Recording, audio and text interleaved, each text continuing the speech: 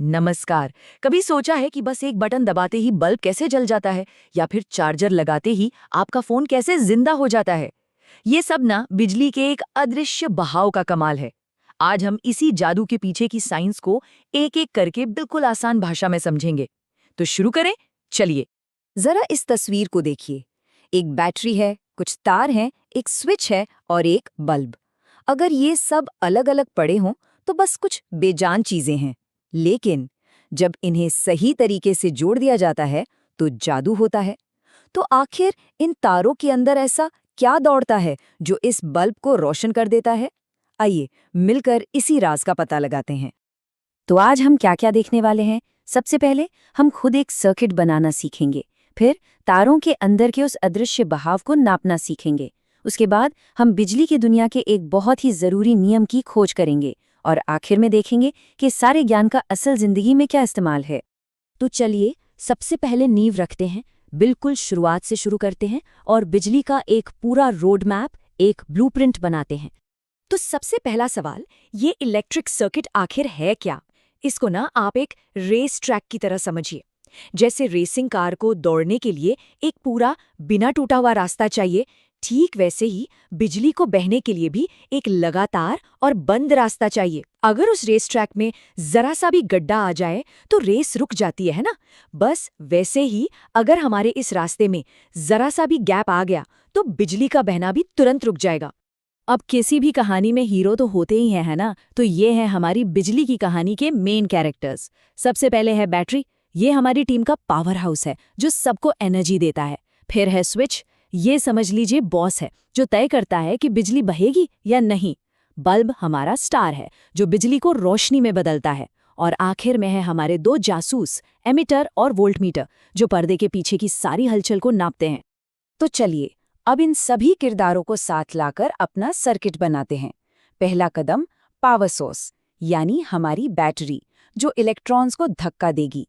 दूसरा कदम, तार जो इन इलेक्ट्रॉन्स के लिए रास्ता बनाएंगे। तीसरा कदम, इसी रास्ते पर हम लगा देंगे अपना बल्ब जो इस बहाव का इस्तेमाल करके जलेगा। और आखिर में चौथा कदम, हम एक स्विच लगा देंगे जो इस रास्ते को जोड़ने और तोड़ने का काम करेगा। और ये हो गया, हमारा बेसिक सर्किट तैयार है। वाह, बल्ब जल गया, मतलब हमारा सर्किट काम कर रहा है। पर एक मिनट रुकिए, हमें दिख तो रहा है कि बल्ब जल रहा है, पर जो चीज इसे जला रही है वो तो दिख ही नहीं रही। तारों के अंदर क्या हो रहा है? आइए अब उस अदृश्य दुनिया में झांकते हैं और उसे नापना सीखते हैं। तारों के अंदर जो ये चीज बह रही है ना, उसे हम कहते हैं विद्युत धारा या इलेक्ट्रिक करंट। इसे समझने का सबसे बेस्ट तरीका है पानी का पाइप। सोचिए, पाइप में पानी जितनी तेजी से बह रहा है वही पानी का करंट है। ठीक वैसे ही तार के अंदर चार्ज जितनी तेजी से बहता है वही इलेक्ट्रिक करंट है। इसे हम अंग्रेजी के अक्षर I से दिखाते हैं और एम्पियर नाम की यूनिट में नापते हैं। अब यहाँ एक मजेदार कहानी है। देखिए, बहुत बहुत साल पहले जब साइंटिस्ट को इलेक्ट्रॉन्स के बारे में पता नहीं था तो उन्होंने अंदाजा लगाया कि करंट पॉजिटिव चार्ज से बनता है और वो बैटरी के प्लस से माइनस की तरफ जाता है। आज भी हम किताबों में यही बनाते हैं और इसे कहते हैं कन्वेंशनल करंट। लेकिन असल में तार के अंदर नेगेटिव चार्ज वाले इलेक्ट्रॉन्स बहते हैं जो ठीक उल्टा यानी माइनस से प्लस की तरफ जाते हैं। तो याद रखिएगा, हम कागज पर दिशा उल्टी दिखाते हैं पर सारे हिसाब किताब उसी से करते हैं। अच्छा, ये करंट अपने आप तो बहेगा नहीं, है ना? कोई तो होगा जो इसे धक्का दे रहा होगा। बस उसी धक्के या प्रेशर को हम साइंस की भाषा में कहते हैं विभवांतर या आम भाषा में वोल्टेज। जैसे पानी की टंकी जितनी ऊंची होगी, पानी का प्रेशर उतना ही ज्यादा होगा। ठीक वैसे ही बैटरी का वोल्टेज जितना ज्यादा होगा वो करंट को उतना ही जोर का धक्का देगा। तो अब इस बहाव, करंट और दबाव वोल्टेज को नापने के लिए हमारे पास दो जासूस हैं। एमीटर नापता है करंट यानी बहाव कितना तेज है, वोल्टमीटर नापता है वोल्टेज यानी धक्का कितना मजबूत है। पर इन्हें जोड़ने का तरीका अलग अलग है। एमीटर को रास्ते के बीच में ही लगाना पड़ता है जिसे सीरीज कनेक्शन कहते हैं। वहीं वोल्टमीटर को रास्ते के दो सिरों के आर पार लगाया जाता है ताकि वो दबाव का अंतर नाप सके, जिसे पैरेलल कनेक्शन कहते हैं। ठीक है, तो अब हम करंट यानी बहाव को जानते हैं और वोल्टेज यानी धक्के को भी। लेकिन क्या इन दोनों में कोई कनेक्शन है? अगर हम धक्के को बढ़ाएं तो क्या बहाव पर कोई असर पड़ेगा? चलिए अब इस कहानी के सबसे बड़े राज से पर्दा उठाते हैं। मान लीजिए हमने एक छोटा सा एक्सपेरिमेंट किया। हमने एक सर्किट में पहले एक बैटरी लगाई, फिर 2, फिर 3, फिर 4। हर बार हमने वोल्टेज और करंट को नापा। तो देखिए जैसे जैसे हम वोल्टेज बढ़ा रहे हैं, करंट भी बढ़ता जा रहा है। पर असली जादू अब देखिए, जब हम हर बार वोल्टेज को करंट से डिवाइड करते हैं तो जवाब हर बार लगभग एक जैसा ही आ रहा है। ये कोई मामूली बात नहीं है, ये एक बहुत बड़ा सुराग है। और जब हम इन नंबर्स को एक ग्राफ पर डालते हैं तो देखिए क्या मिलता है, एक बिल्कुल सीधी लाइन। अब मैथ्स में सीधी लाइन का एक ही मतलब होता है, एक सिंपल डायरेक्ट रिलेशनशिप। मतलब वोल्टेज डबल तो करंट भी डबल, वोल्टेज 3 गुना तो करंट भी 3 गुना। ये एक बहुत बड़ी खोज थी जिसने बिजली को समझने का तरीका ही बदल दिया। और इस कमाल के रिश्ते को सबसे पहले जिसने दुनिया को बताया उनका नाम था जॉर्ज ओम, और ये बात है 1827 की। आज हम इसी को जानते हैं ओम के नियम या ओम्स लॉ के नाम से। ये बिजली की दुनिया के सबसे जरूरी नियमों में से एक है। और मजे की बात यह है कि जब ओम ने ये खोज की थी ना, तो शुरू में किसी ने उनकी बात मानी ही नहीं थी। तो वोल्टेज और करंट के बीच का वो जो कांस्टेंट नंबर हमें बार बार मिल रहा था, वो आखिर है क्या? यही एंट्री होती है हमारी कहानी के तीसरे और आखिरी हीरो की, जिसका नाम है प्रतिरोध या रेजिस्टेंस। ये करंट के रास्ते का गेटकीपर है।